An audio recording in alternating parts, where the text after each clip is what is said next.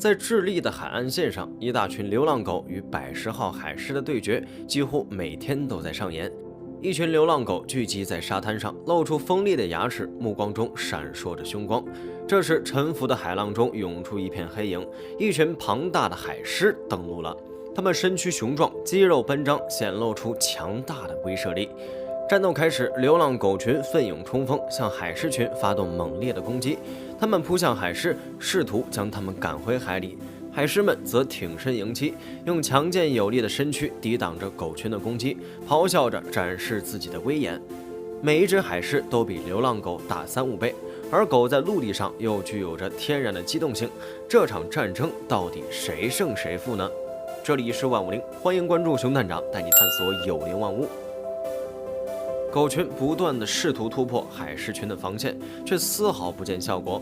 这群聪明的动物想出了一个策略，放弃大规模火拼，它们开始3-5成群围攻一只孤立的海狮，企图将它赶回海里。海狮虽然皮糙肉厚，防御属性点满，但它在陆地上显得笨拙无比，庞大的身形也在狗群的包围下变得局促不堪。无论这头海狮怎么奋力挣扎，都无法摆脱狗群的围攻和骚扰。可见它硕大的身躯并不擅长这种灵活的战斗模式。最终，海狮们就这样被逐一击破。它们不堪其忧，很快就被狗群逼到了海的边缘，投身跳进海里游走了。这场战争以流浪狗的胜利宣告结束。这样刺激而有趣的动物互搏大场面，在其他地方可不多见。为什么在智利的海滩上，流浪狗会向海里的物种开战呢？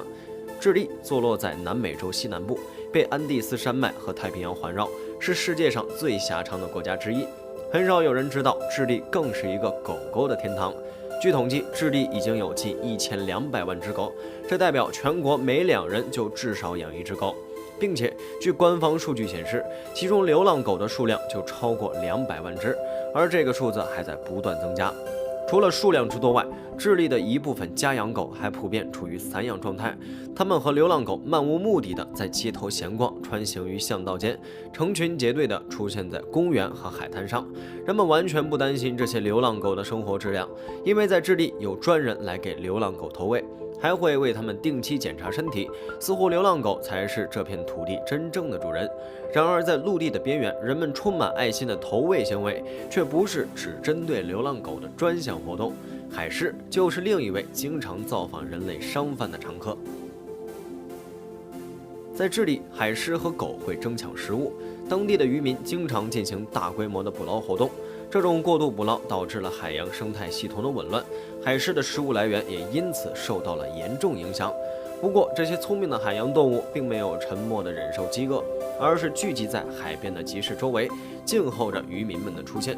一旦发现渔船靠岸，海狮们便迅速聚集过去，目不转睛地注视着渔民们的一举一动。当渔民开始处理鱼类时，这些聪明的海狮们立刻变得活跃起来。它们以灵巧的动作和可爱的眼神向渔民们示意，仿佛在请求食物。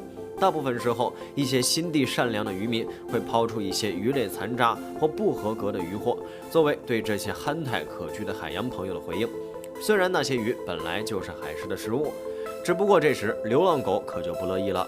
常在海边混迹的流浪狗群呲牙咧嘴，凶相毕露，显然对上岸混吃混喝的后来者海狮群不满已久。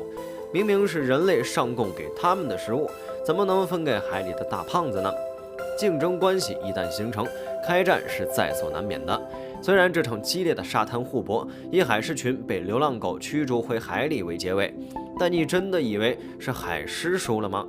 就在海狮被迫离开岸边，返回海洋的片刻之后，渔民们便开始行动了。他们推着小推车抵达码头，手持一桶桶装满海鲜边角料的桶，倾倒在海的怀抱中。这些鱼类残渣对于人类来说可能不值一提，对于徘徊在岸边的海狮群来说，却是一顿丰盛的大餐。这样看来，海狮也只算输了场面，赢了时机啊！这种共生关系也给当地带来了意想不到的经济效益。如今，观看渔民投喂海狮已经成为了智利当地一项受欢迎的旅游活动，吸引着无数游客前来观赏这些海狮。又有谁会亏待这些当红的海洋明星呢？不过，一家在智利瓦尔迪维亚工作了15年的非营利组织——全球人与动物联盟对此也发表了自己的看法。他们认为，这场流浪狗和海狮之间的战争本是可以避免的。两者之所以会打起来，主要是因为智利拥有的流浪狗的数量之多，活动范围之广，导致了它们与海狮等野生动物竞争食物资源，冲突不断加剧。